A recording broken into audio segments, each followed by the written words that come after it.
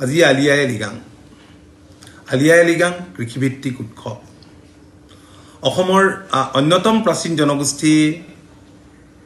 মিচিংসকলে অতীজৰে পৰাই কৃষিভিত্তিক এই উৎসৱ খুব উলহ মালহেৰে পালন কৰে লোকবিশ্বাসৰ ওপৰত ভিত্তি কৰিয়েই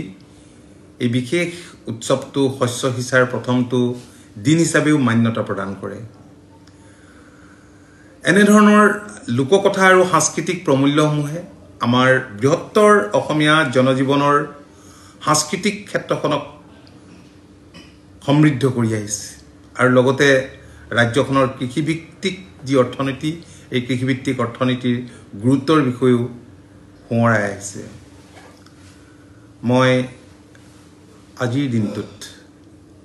মিচিং ভাই ভনীসকলক বিশেষভাৱে এই উৎসৱৰ শুভেচ্ছা জনাইছোঁ আৰু মই ভাবোঁ যে এই আলি আই লৃগাং উৎসৱে ৰাজ্যখনৰ বিভিন্ন জাতি জনগোষ্ঠীৰ মাজত থকা যি হাতামপুৰুষীয়া সম্প্ৰীতি এই সম্প্ৰীতিৰ বান্ধোনডাল অধিক কটকটীয়া কৰিব মজবুত কৰিব মই সকলোলৈকে পুনৰবাৰ আন্তৰিক শুভেচ্ছা জনাইছোঁ